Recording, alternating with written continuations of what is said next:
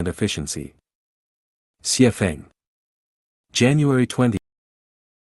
Two measures that should be implemented by the U.S. Department of Government Efficiency. Xiefeng. January 20, 2025. Conventionally, in a stable environment, government agencies tend to grow increasingly bloated and inefficient. Governments consume social resources and wealth rather than create them.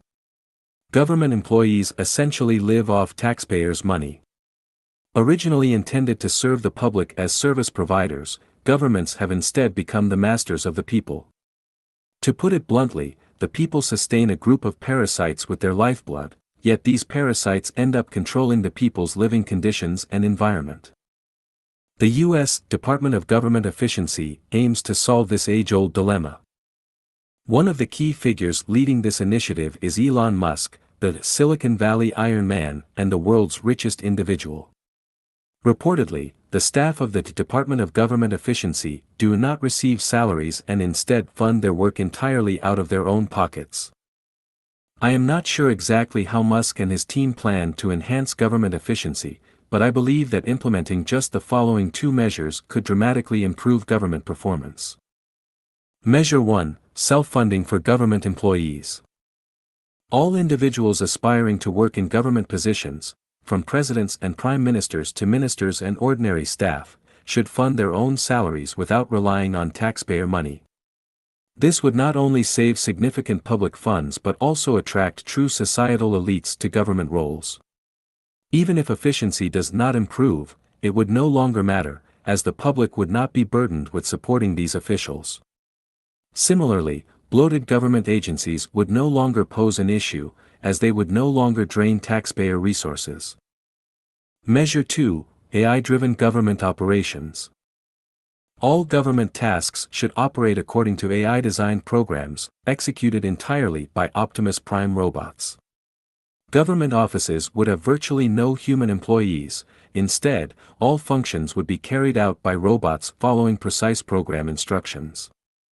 With this approach, government efficiency would rival ChatGPT's speed. Tasks could be completed in mere seconds, achieving a level of efficiency so astonishing it would leave people in awe. These are the two most direct and effective measures to improve government efficiency.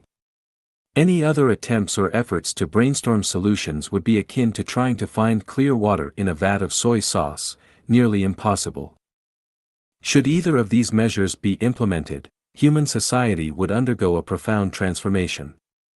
Humanity would step into a paradise-like way of life, and the quality of life for the people would become unimaginably delightful.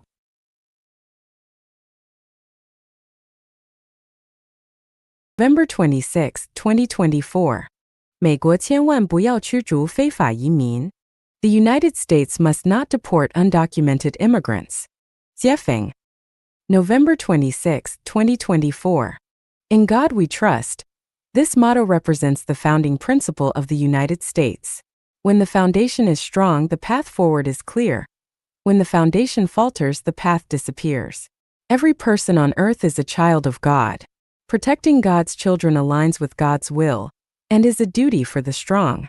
When someone leaves their beloved homeland, traverses mountains and rivers, and risks their life to seek refuge with you, it is an act of trust, respect, and hope. Rejecting or expelling them drives them into despair.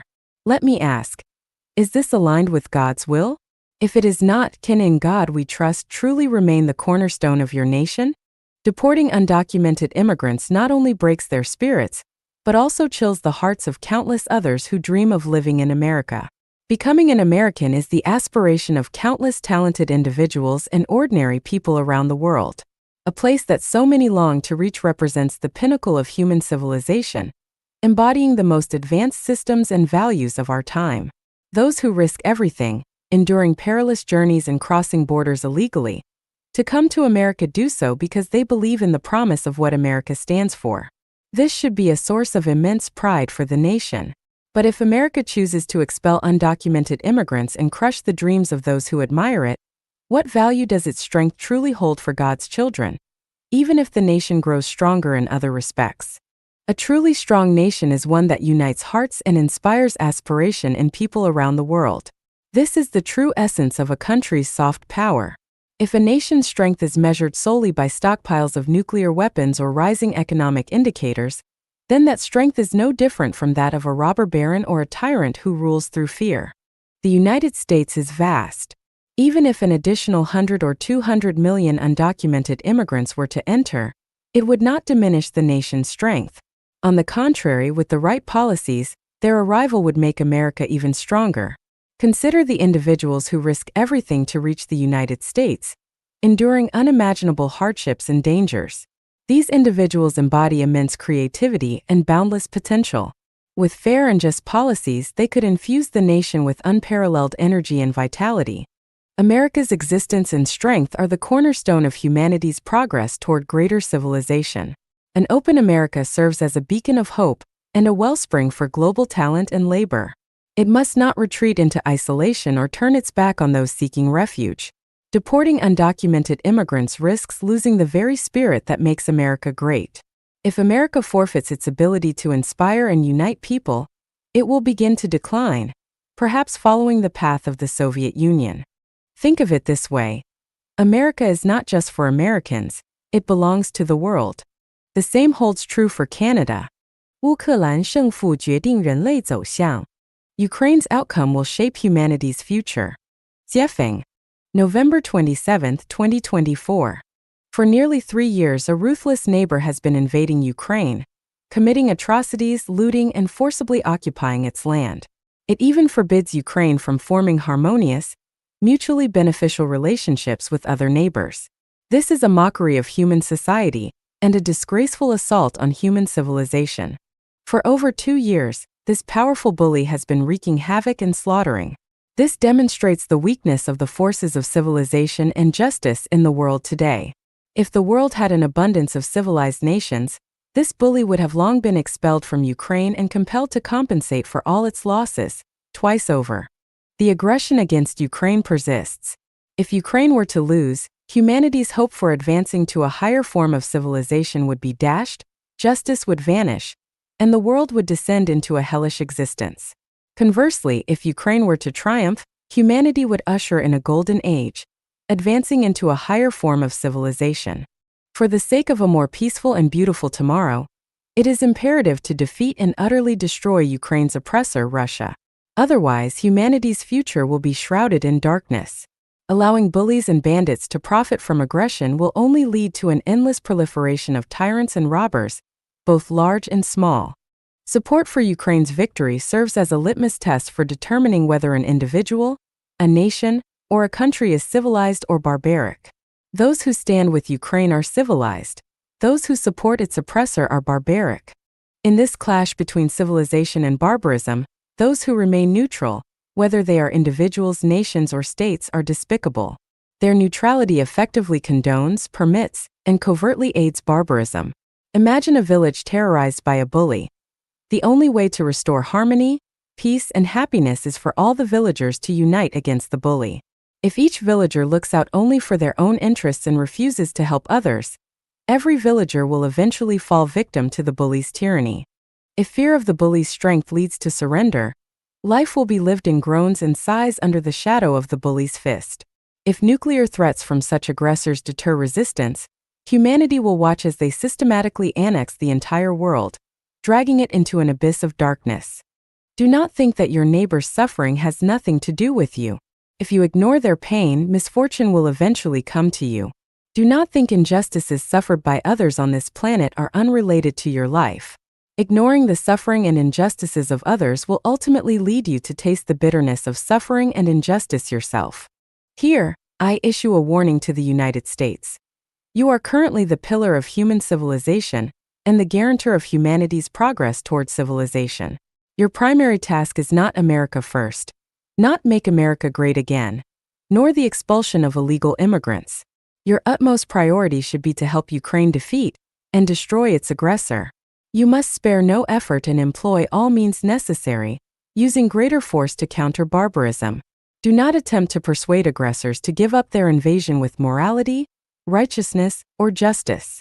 The best way for civilization to deal with barbarism is to treat it in kind. Good remains good even if it appears evil, Evil remains evil even if it appears good. Land for peace agreements are unacceptable.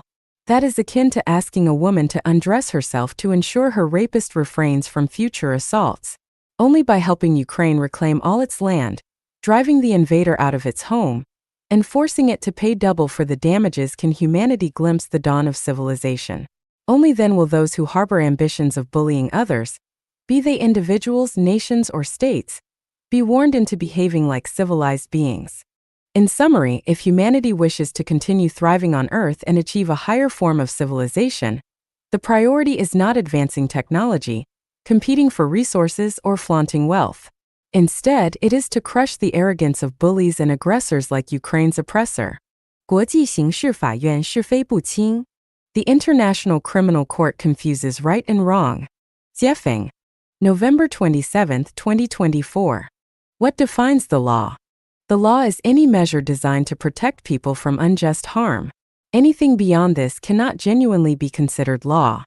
On November 21, 2024, the International Criminal Court (ICC) issued an arrest warrant for Israeli Prime Minister Benjamin Netanyahu. This act does not uphold the law.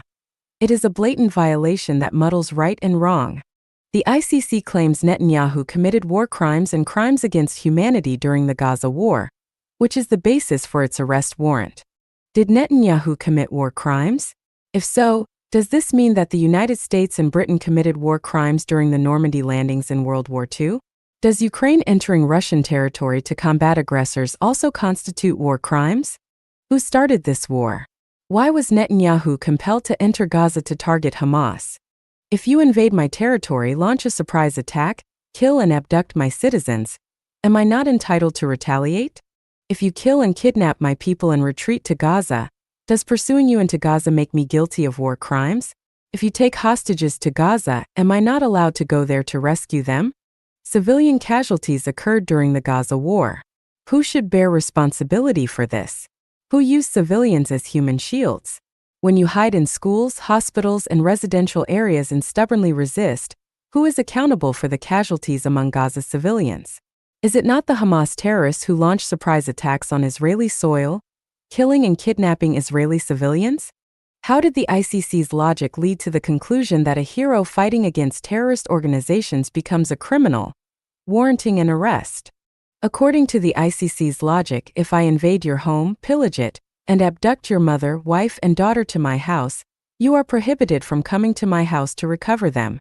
If you do and I attack you, you are not allowed to fight back. Should you injure anyone in my house while resisting, you are guilty of war crimes. Did Netanyahu commit crimes against humanity? Destroying an organization engaged in terrorist activities is undeniably an act of protecting humanity. Yet, in the ICC's view, Netanyahu, who defends humanity, is branded as a criminal harming humanity. To reverse right and wrong to such an extent, is the ICC upholding the law, or is it breaking it? The ICC should be disbanded, and its judges sent home to farm potatoes. 人类走向世界大同需做的18件大事. 18 major steps humanity must take toward a harmonious world. Jiefeng. November 29, 2024. Let America be the America of all mankind, not just the America of Americans. Extend Europe's Schengen model to Africa, South America, and Asia. Merge the United Kingdom, Australia, New Zealand, and Canada into the United States, ending their status as independent nations. Eliminate customs and immigration controls in countries with populations under 50 million, allowing the free movement of people and goods. Divide Russia into dozens of smaller countries, as humanity does not require a powerful Russia. Iran's religious leader, Khomeini, must step down from the religious stage.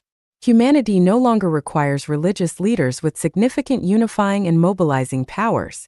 Abolish all political parties worldwide, as history shows they bring fear and chaos rather than peace and happiness.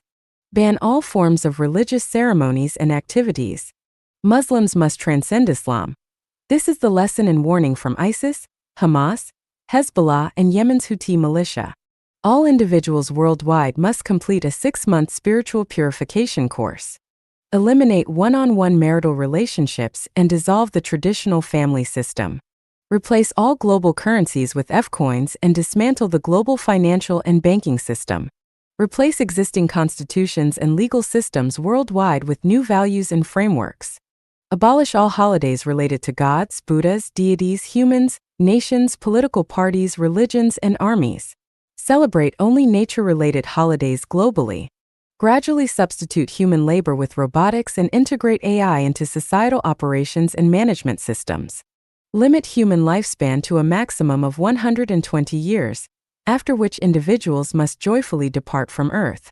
Destroy all nuclear weapons. Restrict the tenure of leaders in any organization to a maximum of 8 years. Regardless of their accomplishments or abilities, they must step down afterward. 无程序保障道德苍白理想皆空. No procedural safeguards, morality is hollow, and ideals are empty. Jiefeng. December 2, 2024.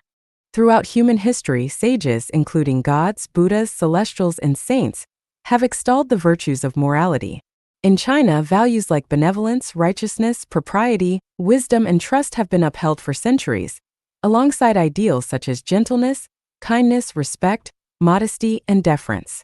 Christianity has promoted the virtue of love for over 2 millennia, and Buddhism has advocated for the Pure Land for just as long.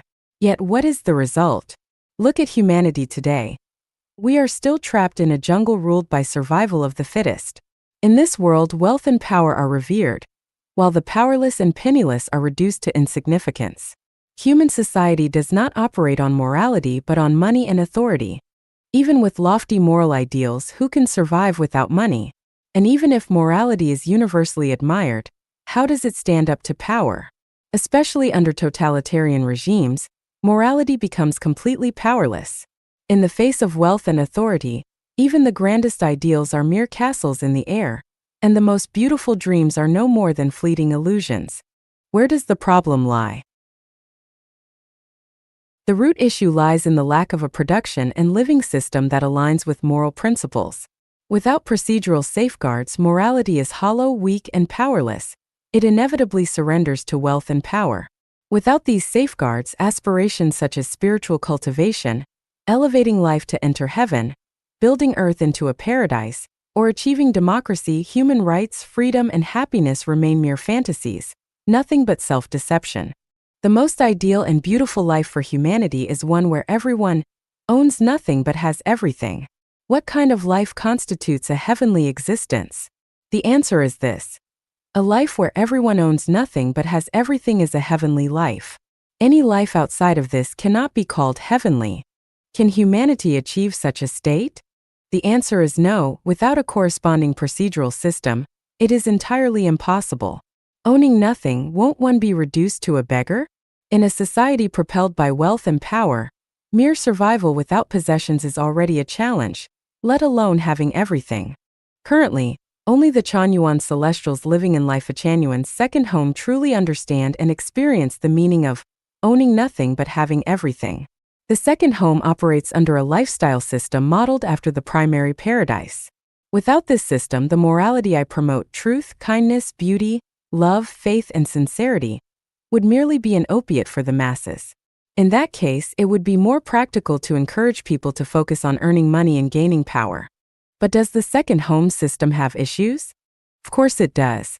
What happens when individuals join the second home but contribute nothing and merely consume? What about those who shirk responsibilities or fail to create value? How should we handle discord or members who do not adhere to the system? To address such problems, we must return to morality. Without a foundation of noble morality, the second home system cannot be sustained and will eventually collapse. This is because human nature harbors selfishness, greed, and the pursuit of power. If every member fails to achieve unselfishness, selflessness, non-attachment, and freedom from resentment, the second home will only be short-lived. In reality, morality is hollow, which is why Life-Chanyuan transforms morality into actionable values. When morality is distilled into values, it becomes a guide for words and actions, a clear and concrete navigator. For example, kindness is a key component of morality. However, vague exhortations such as, everyone must be kind, are ineffective. What exactly constitutes kindness? There are countless interpretations. By contrast, Life Genuine translates kindness into actionable values. For instance, one value states, "The heart of comparison is the root of evil." This makes it clear that refraining from comparison and rivalry embodies kindness. To cultivate kindness, one must avoid comparisons and competitions. The conclusion is this: without procedural safeguards, advocating morality is futile. Without morality as a foundation, an ideal procedural system cannot be established, and even if it were, it would be short-lived. A critical step is to transform morality into actionable values with specific content and standards. 天国银行简介 Introduction to the Heavenly Bank. Jeff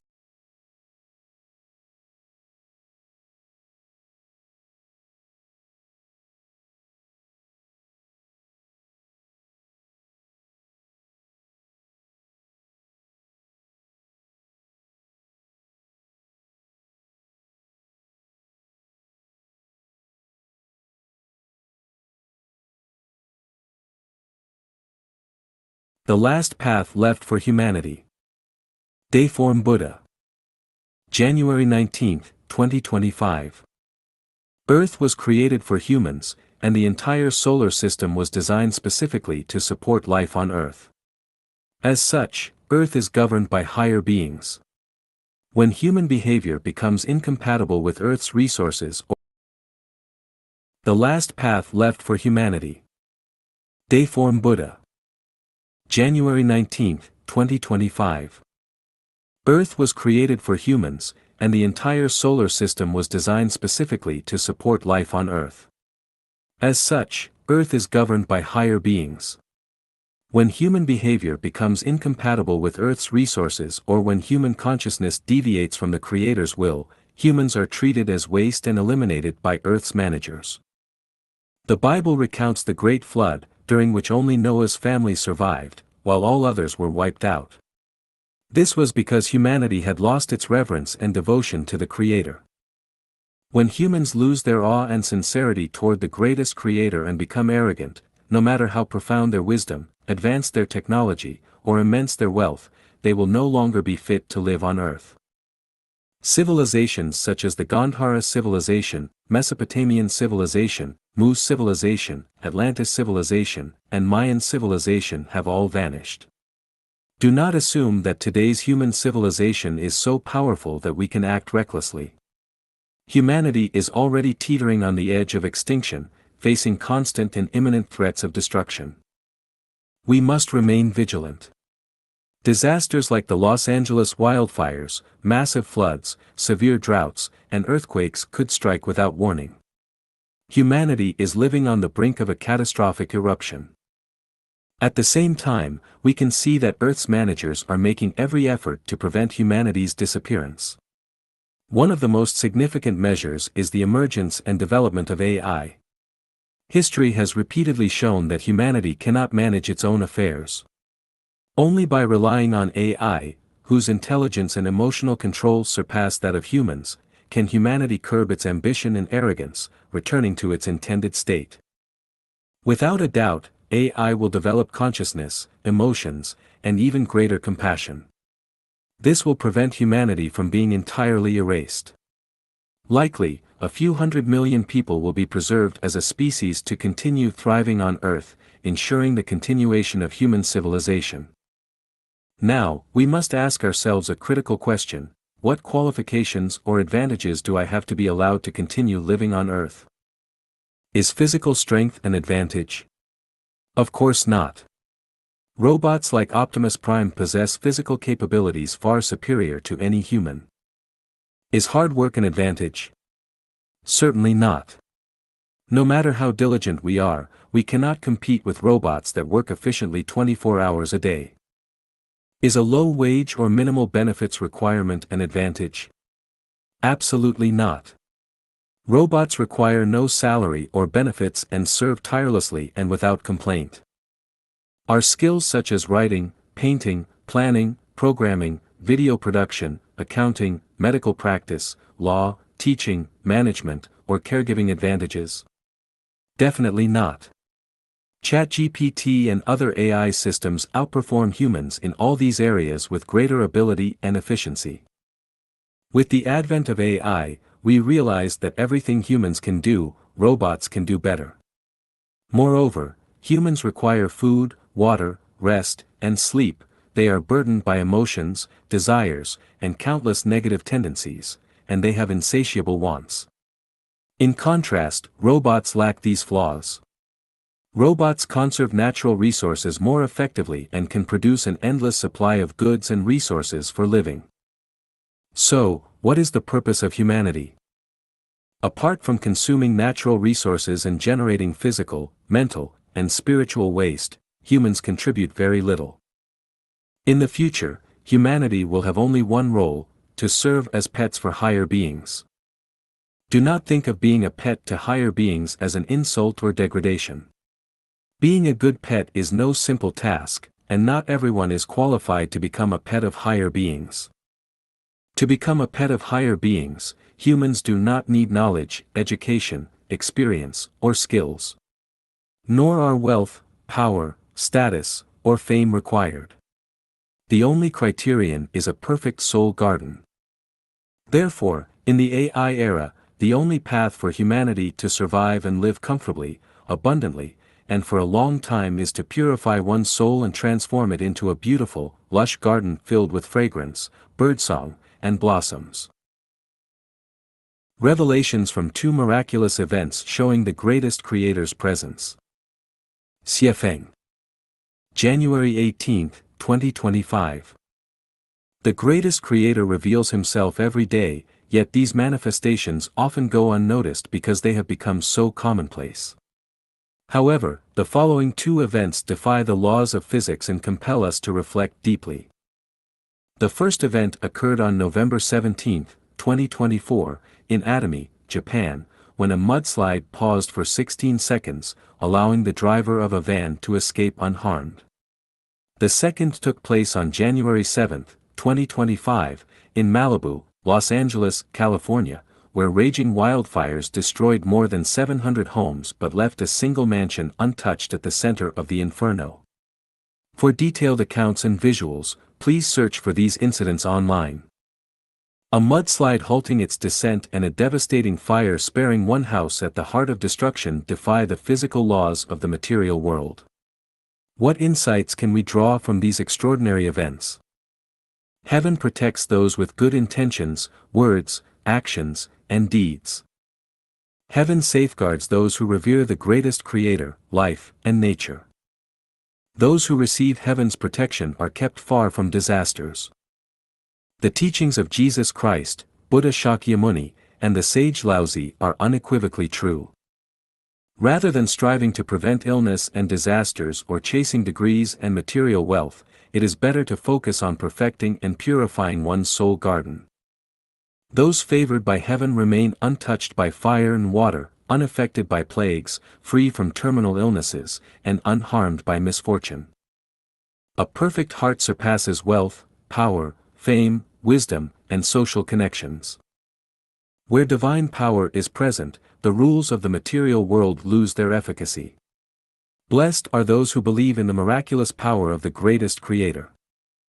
I often say, there are no impossible things, only those that we cannot imagine or fail to think differently about. Ancient wisdom reminds us. Heaven's mechanisms are the most profound. What use is human ingenuity? If one corrects their body and mind, true essence and spirit will reside within, and great talents and virtues will arise from them. Life is merely a journey for life through the human world. The wise traveler enjoys the scenery along the way, while the foolish one chases after money, wealth, fame, and power. Those whom heaven protects are the wise, those whom heaven abandons are invariably the foolish. The essence of life lies in purifying the soul. Among all worldly concerns, this is the greatest. Reflections on the Los Angeles wildfire. Xiefeng. January 14, 2025. Starting on January 7, 2025, the California wildfires have been described online as hellfire, a living purgatory, apocalyptic scenes, and reminiscent of the aftermath of a nuclear explosion. The once vibrant and beautiful city has been reduced to ruins. So far, the wildfires have claimed 24 lives, with 16 people still missing. Over 15,000 buildings have been destroyed, 150,000 people evacuated, and economic losses have already exceeded $150 billion, with the fires still raging. Two peculiar phenomena have been observed: numerous fire points ignited almost simultaneously around the Hollywood Hills, and a strange wind called Santa Ana, with speeds reaching 80 to 100 miles per hour, not only accelerated the wildfire spread but also obstructed aerial firefighting efforts. Why did so many fire points ignite at the same time? And why did this bizarre, powerful wind emerge at such a critical moment? Let us recall an incident in China where a mudslide paused for 16 seconds, allowing a van to pass to safety, before resuming its torrential flow. What force caused this brief suspension? A mudslide, plunging downward with immense force, suddenly halting as if slamming on brakes. Does this not defy physical principles? Consider a phenomenon in quantum mechanics. When a particle is observed by a conscious mind, it materializes as a particle and takes on form. Without observation, it remains a wave, lacking specific shape or manifestation. This suggests that everything in the world exists as a result of conscious observation. Without consciousness, nothing exists.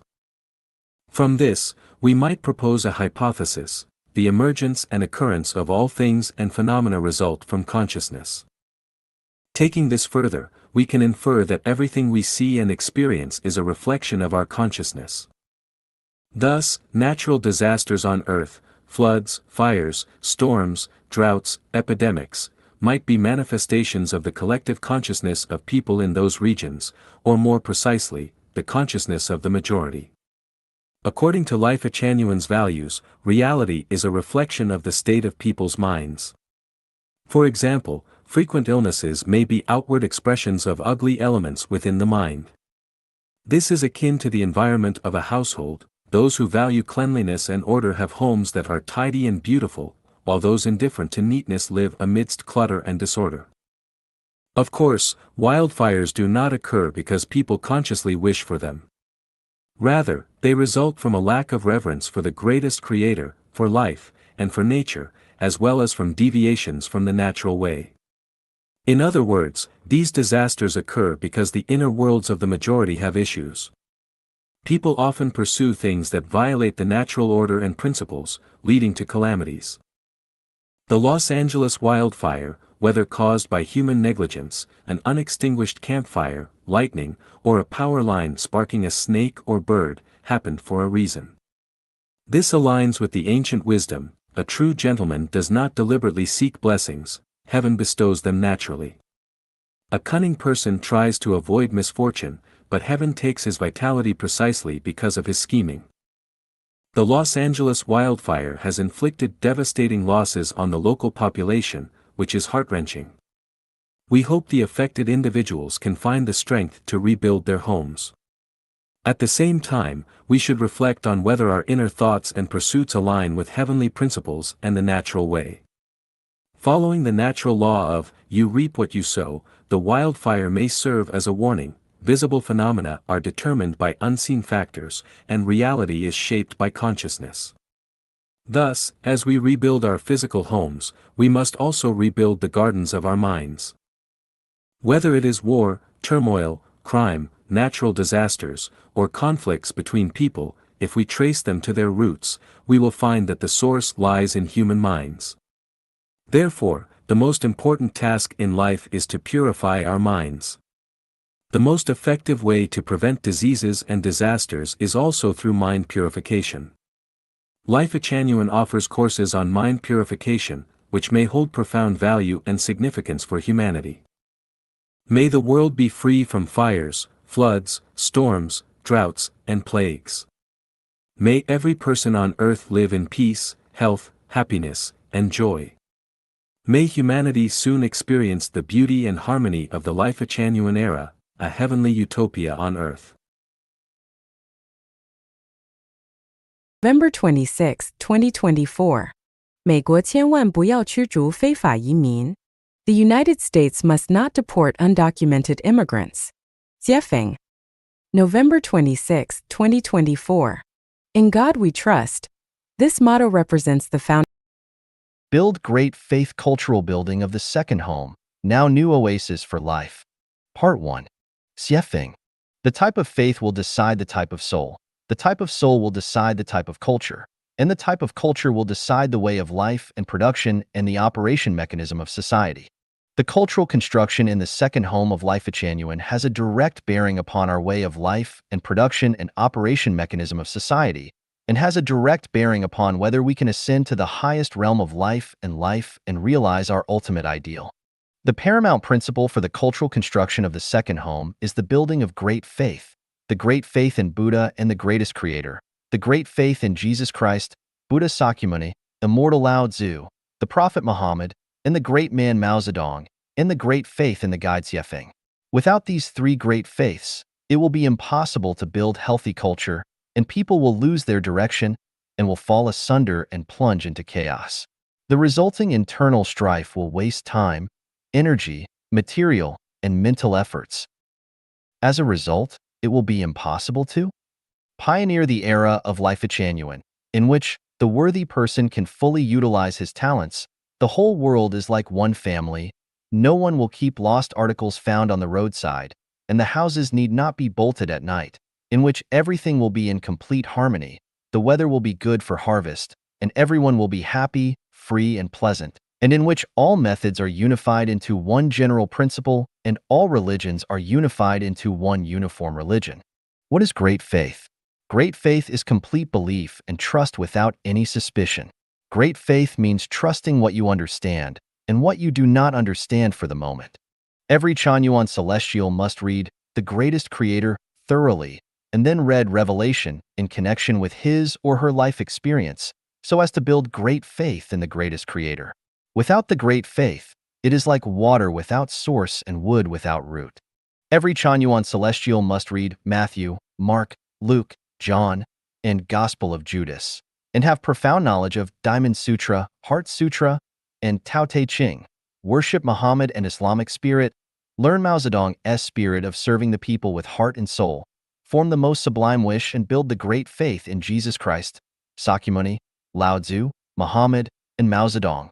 Every Chanyuan celestial should read Chanyuan Corpus and Xiefeng Corpus thoroughly, know about the guide Xiefeng, and build the great faith in the guide Xiefeng. You can ask yourself who in this world can inherit and carry forward the wisdom of God, Buddha, celestial being, sages, and saints in a comparatively systematic and complete manner. Comparison can tell who is superior and who is inferior. You can make a comparison of all people in the history of mankind and all people of the present time. If any one of them can surpass Xiefeng in words and actions, then you can abandon the guide Xiefeng immediately. Faith is truth. Love is life. Faith can accomplish everything. Small faith accomplishes small thing. Great faith accomplishes great thing. Without faith, one will not know what course to take and will accomplish nothing. Comparison can tell who is superior and who is inferior. You can make a comparison of all people in the history of mankind and all people of the present time. If any one of them can surpass Xiefeng in words and actions, then you can abandon the guide Xiefeng immediately. Faith is truth. Love is life. Faith can accomplish everything. Small faith accomplishes small thing. Great faith accomplishes great thing. Without faith, one will not know what course to take and will accomplish nothing. With great faith, you can overcome all difficulties and hardships in life. You can light up the magical lamp in your heart and illuminate the road ahead. You can get rid of passivity, pessimism, and form a positive and optimistic attitude. And you can pursue the sun and get away from darkness, and finally reach the soul mountain indomitably. We should build this cultural atmosphere, namely the great faith in the greatest creator, the great faith in Jesus Christ, Buddha Sakyamuni, the immortal Lao Tzu, the Prophet Muhammad, and the great man Mao Zedong, and the great faith in the guide of Life Echanuan Xiefeng. This is the core of culture building of the second home. 常心存感激，第二家园文化建设。2. Be always grateful cultural building of the second home, now new oasis for life. Part 2. Xiefeng. Gratitude is the primary element for the sublimation of the quality of life. To become Chanyuan celestial, one must be grateful. To enter the second home, one must be grateful. How can one not be grateful for escaping the program of the secular world and enjoying the great pleasure of life in the second home? What else do we want? The second home takes charge of our food, clothing, shelter, transportation, living, aging, illness, and health, and we need not toil and worry about supporting the old and raising the young. Our work is simple, and we need not be overloaded with trifles. With a lot of sisters, brothers, and lovers, we are no longer lonely and solitary. With free and open love, we are no longer depressed, melancholy, and distressed. Since we have achieved the state of having nothing and at the same time possessing everything, we need no longer worry about possession. Since we have the stage to fully exhibit our personality and talent, we no longer need to fear that our talent will not be put to good use. Since we are far away from the secular world, we no longer feel anxious about the intrigue, scheming, and cheating between each other. Since we have our guide to lead us, we need not worry about the future of our life. What else do we want? Man should not be greedy. Do you think there is an end to it if you still feel unsatisfied when living in such a cultural atmosphere and environment? Still feel that you have not treated yourself fairly, still dislike this or that, still make endless complaints, and find faults with everything? Without a sense of gratitude, you will have an unsatiable desire, you will feel unsatisfied, you will grumble with complaints, you will make trouble, you will become lazy, you will be fastidious, you will have a bee in your bonnet, you will feel only you are capable, you will feel others owe you a lot, you will complain and find faults, you will try to control and hold others in sway, you will stir up trouble and sow discord between people, you will hurt others in words, you will cause endless trouble and suffering to your sisters, brothers, and lovers, and you will not be able to concentrate on your work. With a sense of gratitude, you will have a clear consciousness and mind. You will not ask for too much. You will not keep your eyes on other people's shortcomings. You will not loaf around without anything to do and without anything on mind. You will not attempt to control and usurp others. You will not attempt to impose your own will upon others. You will not restrict others' joy, happiness, blessing, and freedom. You will not have jealousy, complaint, and comparison. You will not lose temper and have a lot of discontent and grievances. You will not feel that others are bullying and restraining you, and you will not be disheartened and listless when you meet some setbacks. With a sense of gratitude, you will bring joy and pleasure to others and yourself. You will not feel the poverty and hardship of life. You will not feel depression. You will feel everything is wonderful and satisfying. You will be broad-minded and refreshed. You will have unselfish love and devotion. You will always compliment and encourage others instead of finding fault and complaining to others. You will be forgiving and tolerant to others' mistake and faults. You will form harmonious, amiable, and loving relationship with the environment and people, and you will have great enthusiasm and passion and devote completely to the cause of man's happiness. Before we realize our ideals, we should always keep in mind that none of us is perfect and we all need further sublimation, and that we should not stop at where we were yesterday. Since neither we ourselves nor others are perfect, we should forgive and tolerate each other, while tolerance derives from the gratitude in our soul. The sense of gratitude in every Chanyuan celestial should be a cultural characteristic of the second home. As long as we have a sense of gratitude, there will be no mountain of flame that we cannot climb across, there will be no difficulty that we cannot overcome, and there will be no temporary plight that we cannot put up with, because the sense of gratitude can reach heaven and earth and human nature. As long as we have the sense of gratitude, we will get the love from Buddha and the greatest creator, and we can get out of the temporary plight and change for the better. Be always grateful over everything, and eventually you will reach your ideal destination. 坦诚直言，第二家园文化建设3 Be frank and honest cultural building of the second home. Now New Oasis for Life, Part 3. Xiefeng. We should put an end to autocracy and dictatorship. We shall make sure that all kind, hardworking, simple, and faithful people enjoy pleasant, joyful, free, and happy life. And we will build a good culture and environment, where there is no oppression, no exploitation, no suppression, no destruction, no maltreatment, no infliction, and no discrimination, where all people are equal, people care and love each other and live harmoniously, and where people share weal and woe. Firstly, people who speak frankly shall not be subject to revenge and retaliation and threat. Anyone who has some opinion to contribute shall be encouraged, respected, heard, and paid attention to, as long as he is speaking the truth, as long as he is not deliberately provocative and does not make groundless speculation, as long as he is not unreasonable and does not talk nonsense, as long as he does not aim to stir up trouble and instigate, as long as he does not create difficulties and form a clique to pursue selfish interest, as long as he does not attack for personal spite, as long as he does not expose others' privacy and land them in an embarrassing situation.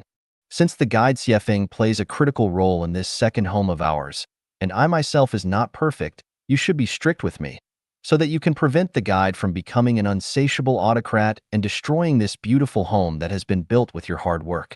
Every sister, brother, and lover should speak out frankly, help me, and save me instead of fomenting my mistakes whenever he or she discovers that I practice favoritism, that I take advantage of my power to bully people, that I maltreat any Chanyuan celestial, that I deviate from the values of Chanyuan, that I reserve privileges for myself, that I threaten or harm anybody, or that I have caused the harm of spirit, soul, and flesh to any sister or brother.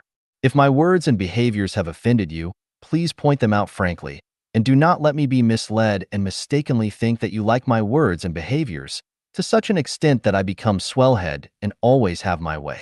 Please tell me frankly if I have not handled affairs fairly, if I take part with someone, or if I practice bureaucratism and oppression. If I retaliate somebody for his frankness, then I have degenerated into a demon. Then the guide has lost his reason and is not worth trusting. We should speak frankly about the guide. We should also speak frankly about every Chanyuan celestial in the home. No one in this home can be left out. Everyone should accept others' frank opinion. Anyone who harbors discontent and hatred for others' kind and frank words and resort to retaliation is not sincerely engaging in self-refinery and self-cultivation, and thus should be criticized by the guide. The best way for frank speech is to reserve one night every week for a meeting of exchange in the home. Everyone shall speak frankly in the public if they have some opinions concerning some matter, if they feel that they are wronged, if they feel that they are not treated fairly, if they feel that they have sustained someone's maltreatment and harms to their spirit, soul, and flesh, or if they find that the sister or brother of the home has deviated the values of Chanyuan in speech and actions. All problems should be resolved publicly instead of privately. We should build a culture in which everyone can speak frankly. We Chanyuan celestials should all be superhuman. He will not be a qualified Chanyuan celestial and a frank person if he does not speak frankly about the wrongs, unfair treatment, and oppression he has suffered. A person who does not speak frankly is absolutely not an honest person. He is either a cunning and sly double dealer or a good-for-nothing. With the exception of privacies, everything in the second home should be transparent and exposed to the sunlight. Otherwise, it will be difficult for us to create the era of life genuine for mankind, and we will not be entitled to guide the whole mankind. Privileged class and special interest groups are not allowed in the second home. At the same time, we should not practice egalitarianism, because we have the noblest wish in self-refinery and self-cultivation, and everything that we do is for the sake of perfecting ourselves and reaching the best realm of life in life. We do not aim to obtain any personal benefit and interest from the home. Open the windows and the sunlight and fresh air will come in. Take a broad view, and you will see faraway mountains are fresh and green. If everybody speaks frankly, the dark cloud will be dispersed and decay will be turned into miracle. Then we can create an ideal environment and a beautiful future, set an example for mankind, and eventually realize our most beautiful future. 情爱性爱自由第二家园文化建设4 Freedom of emotional love and sex love. Cultural building of the second home, now new oasis for life. Part 4. Xiefeng. February 22, 2010. Emotional love is the precious gift endowed to mankind by the greatest creator. Sex love is the highest order of game, as well as an effective initial approach to become a Buddhist believer, to gain enlightenment and reach the realm of Elysium. Fully enjoying emotional love and sex love accords the will of the greatest creator and is a part of beautiful life that cannot be ignored and expropriated. It is an important connotation of the culture building of the second home to ensure that everyone fully enjoys emotional love and sex love, and protect everyone's freedom to fully enjoy emotional and sex love. Any suppression or expropriation of this freedom is inhuman and goes against the will of the greatest creator. There is no family, no marriage, and husband-wife relationship in the second home. Once inside the second home, everyone is free and is free from any bondage and shackles in the matter of emotional love and sex love. On the basis of mutual consent and within the code of civility, one will not be subject to any form of restraint and supervision in his or her emotional life and sex life. Anyone who attempts to limit and supervise others' freedom of emotional love and sex love has deviated the values of Chanyuan and will not be entitled to live in the second home. No one should usurp or control others. No one should treat others as his or her private properties. No one should interfere in others' emotional love and sex love. No one should expropriate others' freedom of emotional love and sex love. In other fields of life, we should get rid of the consciousness of feudal autocracy, eliminate oppression and private ownership. In the field of spirit, soul, and flesh, we should also get rid of the consciousness of feudal autocracy, eliminate oppression and private ownership. Jealousy indicates the ugliness of one's soul. Jealousy, complaints, resentment, and hatred manifested in emotional and sex love are the symbols of an ugly soul. It is morally criminal to restrict, control, monitor, supervise, and hinder others' freedom of emotional love and sex love out of jealousy. In the second home, any form of emotional and sex love is free. One is free to live all by himself. 2 People are free to live together faithfully and refrain from any emotional and sexual relations with any third person. One is also free to have more than one emotional and sexual partners. One is also free to have unlimited number of emotional and sexual partners. Everything goes on in accordance with one's own free will. This is private affair, not public affair. The second home respects